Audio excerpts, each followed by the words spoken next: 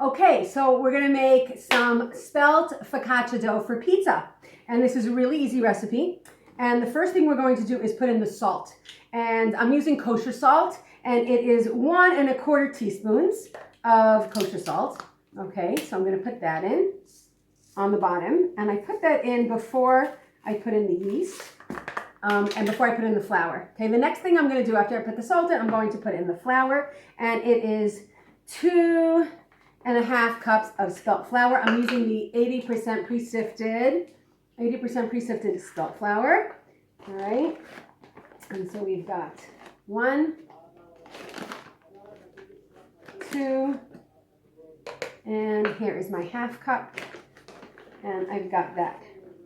Okay, now I am going to make a little bit of like a place inside so that the I'm not sure if you could see, yeah, so that it kind of digs in. And then I'm going to add in the yeast. Okay, and how much yeast does this need? Okay, 2 1/4 teaspoons. Okay, so we're going to 1, 2, and here's my 1/4 teaspoon of yeast in the middle.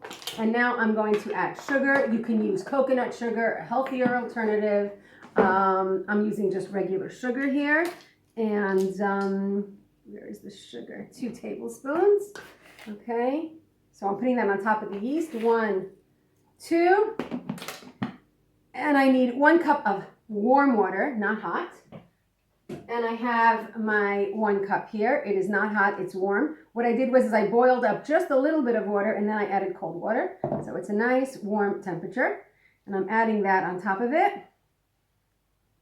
And now I need some olive oil. And I am going to put in 1 tablespoon of olive oil. And you can see, I'll show you in a second, that is already bubbling. Well, this olive oil is coming out really beautifully. Slowly but beautifully. It's like pressing the olives. And then that's it. And then we're done. I mean, if you want, some people add in some kind, they sometimes put in some kinds of spices or whatever into their dough to give it a flavor. So this is what the dough looks like. And I'm going to mix it now. I'm going to mix it now. It's taken me so far, we're recording for 2 minutes? And I'm going to mix it. If it needs a drop more flour, I can always add a little bit. And first mixing it with a spoon, and then I actually get my hands in. I actually think this one needs a little bit more water. I think I need a drop more water. So I'm going to put in like a tablespoon more of water right now. And I can tell that it needs more water because it's really dry, but I don't want to add too much. And then that should do it. And now I'm going to put my hands in and start mixing.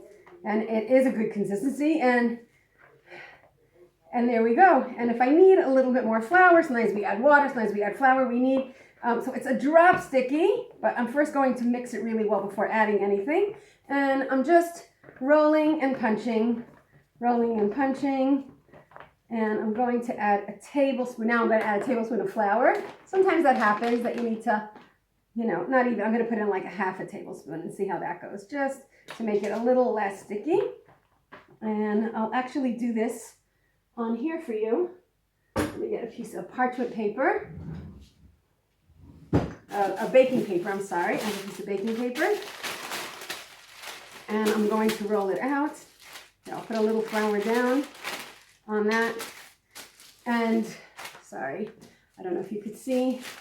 And that's it. And now I'm going to keep kneading it until we don't feel any kind of pieces or clumps or anything like that. It is a good consistency. It is tiny bit sticky. I should have probably only added like a 1/2 tablespoon of water instead of a whole tablespoon of water. But again, everyone is going to be different.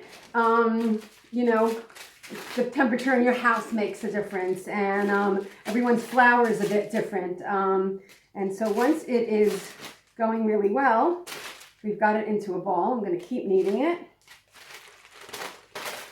and sprinkle just a dust of flour. There we go. Now it's good. And then that's it. And now I'm going to roll this into a bowl.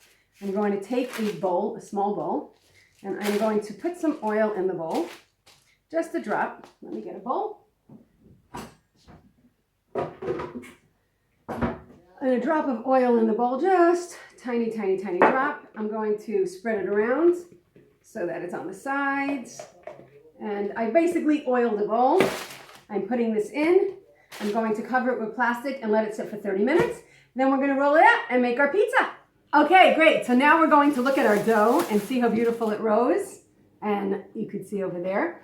I'm going to put a little bit of flour down on the surface to make it a little bit easier. And we're going to roll it out. I'm actually rolling it out into 2 circles, a bigger one and a smaller one for my husband and one for my daughter. And so I'm going to divide it into 2. Again, a bigger one and a smaller one. And the dough is just, it's so soft and so nice to work with. And it's going to need some flour when you're rolling.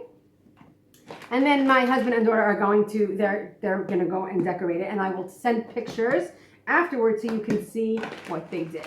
Okay, so now I'm going to roll out the dough. And I might need a little bit more flour, that's fine. And you can make it as round as you want, as square as you want, whatever shape.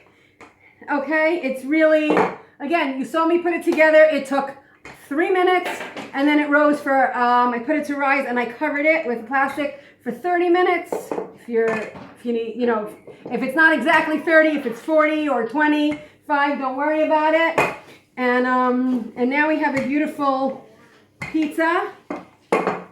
And I'm going to just transfer it onto the baking paper that I have. And then we're able to decorate it. And we're able to put whatever toppings we want on the pizza. And I'm going to do another tray now for my daughter.